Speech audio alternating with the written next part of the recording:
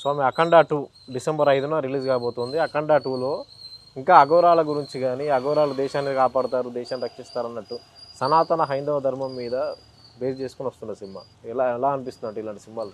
అఖండ 2ని మనం చిత్రంలాగా చూస్తే పొరపాడి ఉంటాయి. చిత్రంలాగా కాదు, సినిమాలా చూడొద్దంటారు.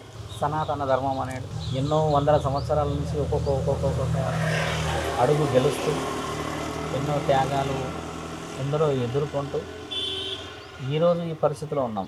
మనం గమనించాల్సింది ఏంటంటే అఘోరాలు కానీ, నాగసాధువులే కానీ, ఈ సినిమా ద్వారా చాలామంది మీరు తెలుసుకోవాల్సిన విషయం కూడా ఏంటంటే స్వామి, ఒక సినిమా గతంలో జరిగిన అనుభవాలని చూపిస్తుందని అర్థం. అంటే ఎందరో మనకి తెలియకుండా మన గురించి, ఒక ఛత్రపతి శివాజీ, ఒక శంభాజీ, ఇప్పుడు రాణి రుద్రమాదేవి, ఇట్లా కొంతమంది గురించి ఎందుకు చెప్తారంటే వాళ్ళు మన ధర్మం గురించని చాలా పోరాడి ఈరోజు మనకి ఈ స్వేచ్ఛ, ఈ స్వతంత్రం ఇచ్చారు. సుమారు 100 సంవత్సరాలు అయి ఉండొచ్చు అఘోరాల చేతులకు పని లేక, నాకు తెలిసి అఘోరాల చేతులకు పని లేక 100 ఏళ్ళు. ఎందుకంటే 100 ఏళ్ళ ముందే పోలీస్ డిపార్ట్మెంట్స్ వచ్చాయి, అధికారులు వచ్చేసారు. అంతకు ముందుకు దేశాన్ని రక్షించిన వాళ్ళందరూ వాళ్ళే కదా. ఇదైతే మన దగ్గర ఉంది కదా, శివపురాణంలో రాయబడి ఉంది, ఎన్నో పురాణాల్లో చెప్పబడింది. వాళ్ళు చేసిందల్లా చూడండి, వాళ్ళ ప్రాణాలన్నీ పణంగా పెట్టి ఇల్లు, కుటుంబాలు బాగుండాలని ధర్మ ప్రయత్నం చేస్తారు. వాళ్ళు విషయం ఏంటంటే ఆ ప్రయత్నంలో వాళ్ళు విజయం సాధిస్తారు, అది కూడా చూడండి. ఎందుకంటే లోక కళ్యాణం కోసం పోరాడిన ప్రతి వీరుడు గెలిచాడు ఇక్కడ. సొంత లాభాలకి పోరాడిన వాళ్ళు అది వేరు విషయం, కొద్ది రోజులు డబ్బు వస్తే తర్వాత అదైపోతుంది. కానీ లోక కళ్యాణం కోసం చెప్పి పుట్టిన శరీరం ఖచ్చితంగా విజయాన్ని సాధిస్తుంది. అందుకని బాలకృష్ణ గారి యొక్క అనుభవం ఆ సినిమాలో చూపించినారు అని అంటే నిజ జీవితంలో ఎన్నో ఎదుర్కొన్న వాళ్ళు ఎందరో ఉన్నారని, ఇప్పుడు నిజంగా మనకి అలాంటి వ్యక్తిత్వం చాలా అవసరం ఉన్నదని కూడా ఓ కోణం తీసుకోవాలి. పేరు చూసారా, అఖండ. అఖండ మీకు తెలుసా అఖండ? చాలా మంది అఖండ అనే పేరు ఎందుకు పెట్టారు అఖండ అని? అఖండ అంటే స్వామి దీపం, వెలుగు.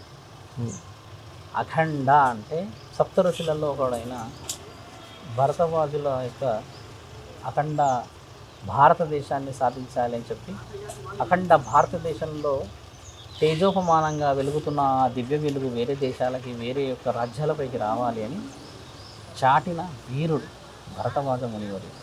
భరతఖండంబు చక్కని పాడి హిందువులు లేగదూడలై పాలించుచుండా అని అన్నప్పుడు భరతఖండంబు, భరతఖండంబు అంటే భరతుడు ఒకప్పుడు చేసిన న్యాయానికి మన ఎదురున్న అప్పట్లో కవి పండితులు రాసిన పాట.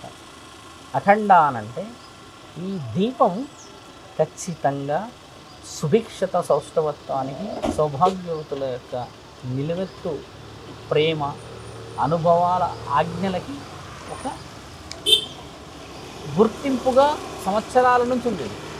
అఖండ అంటే వెలుగు, వెలుగే ఇప్పుడు చూపించాలి అంటుండే ఆయన సినిమా ద్వారా. పేరే అఖండ అంటే వెలుగు. ఇప్పుడు అఖండ జ్యోతి అంటారు, అఖండ జ్యోతి, అఖండ దీపం అంటారు, అఖండ జ్యోతి, అఖండ దీపాలు అంటారు కదా.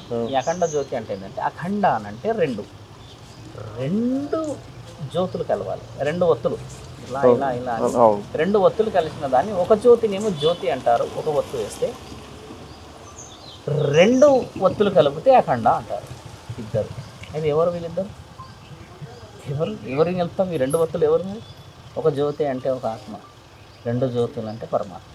మన ఆత్మని పరమాత్మతో కలిపినప్పుడు వచ్చే ఆ వెలుగు లోక కళ్యాణం కోసం ఉంటుంది అనేది ఆ అఖండ అన్న పేరు యొక్క నిర్ణయం. కాబట్టి ఆ పేరులోనే బలం ఉంది మిత్ర. ఇంకా మీరు అన్నట్టుగా బాలయ్య గారి పాత్ర తీసుకున్న అప్పుడు ఒక హీరోలాగా ఎన్నో చేసిన అనుభవాల్లో ఇది మంచి అనుభవం. అందరూ చాలామంది ట్రైలర్స్ ఇస్తున్నారు. ట్రైలర్ వస్తే 3 రోజుల సినిమా రిలీజ్ ఉంది. నిజ జీవితమైన చరిత్ర ఇది, అబద్ధమైన చరిత్ర.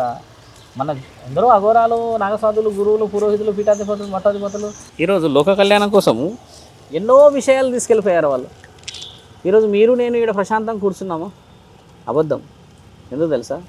ఒకప్పుడు ఎన్ని కష్టాలతో ఉంటే ఈ కొండ ఈరోజు కొండ ఉండొచ్చు. ఎందరో మహానుభావులు ఎన్నెన్నో బాధలు పడితే ఈరోజు మీరు నేను కూర్చుండొచ్చు. కాబట్టి ఎవరో కష్టపడ్డ సొమ్ముని, ఎవరో కష్టపడ్డ ప్రతిఫలాన్ని ఈరోజు మనం అనుభవిస్తున్నాం కదా. అలాగే అలా అఖండ లాంటి మహానీయులు చేసిన సినిమాలు భావితరాలకు ఉపయోగపడాలనేది ఒక సాధువులాగా నా కోరిక. అందులో కేవలం అఘోరాలని చూపించలేరు, అక్కడ అఘోరాలు ఎవరి కోసం చేశారో చూపించారు. ఎవరి సర్జికల్ స్ట్రైక్ అని ఒక కామెంట్ ఏదో వస్తున్న dialogue they did for whom. మతం జోలికి దేశం జోలికి వస్తే సర్జికల్ స్ట్రైక్ అంటే దేశం జోలికి వచ్చిన వాళ్ళు మన దేశాన్ని కొంచెం ఇబ్బంది పెట్టినట్టు అర్థం. అంటే దేశాన్ని కాపాడుతున్నట్టే కదా. ఆ సినిమాలో పాత్రలన్నీ తీసుకుంటే సమాజం కోసం చేశారు వాళ్ళు.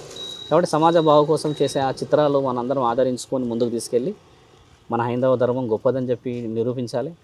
అది నాకు తెలిసి అందులో బాలకృష్ణ గారు వాడిన డైలాగ్స్ చాలా పాపులర్ జరిగాయి, కానీ నిజ జీవితంలో ఇంకా పెద్ద పెద్ద డైలాగులు ఇంకా పెద్ద పెద్దవి ఉన్నాయి. మన హైందవ శక్తి మామూలుదా మరి? మన త్రివర్ణ పతాకం ఎగురుతుంటే ఎలా ఉంటుంది చూసారా? నిన్నగాక మొన్న మన దగ్గర ఒక పతాకాన్ని ఎగిరేసినప్పుడు నరేంద్ర మోడీ దగ్గర నుంచి పెద్ద వాళ్ళు దాన్ని చూసి ఏమన్నారు తెలుసా? 500 సంవత్సరాలు పట్టింది ఆ జెండా పైకి పోవడానికి. అయోధ్యలో అంటే అది ఎంతటి గౌరవం తెలుసా మిత్ర?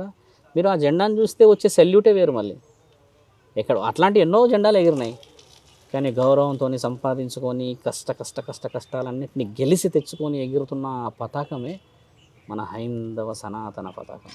కాబట్టి ఇలాంటి చిత్రాలని మనం మన యొక్క పూర్వీకులు ఇచ్చిన గొప్ప అనుభవాలు తీసుకోవాలి. మీరందరూ కూడా చాలా విధాలుగా హైక్ చేసుకుంటూ వస్తున్నారు. అలాంటి హైక్స్ ఇంకా ముందుకు చేయండి. మాకు ఇష్టమైన పాత్ర మహాముఖ్యంటి, మాకు ఇష్టమైన దేవుడు మహాముఖ్యంటి. కాబట్టి తండ్రి మీరు గమనించాల్సిన విషయం ఏంటంటే గత 3 ఏళ్లలో దేవుడు సినిమాలు ఫెయిల్ కాలేదు. దేవుడు కాన్సెప్ట్ దైవం ఉన్న ప్రతి మూవీ చూడండి దేవుళ్ళదే సక్సెస్. కాబట్టి ఇప్పుడు ప్రజలు ఆదరిస్తున్నారు అని అర్థము. ఇప్పుడిప్పుడే భక్తి పెరుగుతుంది, కాబట్టి ఆ భక్తి నిజంగా 100 ఏళ్ళు ఉండాలని కోరుతూ చిత్రం ఇంకా మంచి చిత్రాలు రావాలని చెప్పి దేవుడి గురించి మన ధర్మం గురించి రావాలి, దాన్ని అందరం ఆదరిస్తామని ఆలోచన మిత్రమా.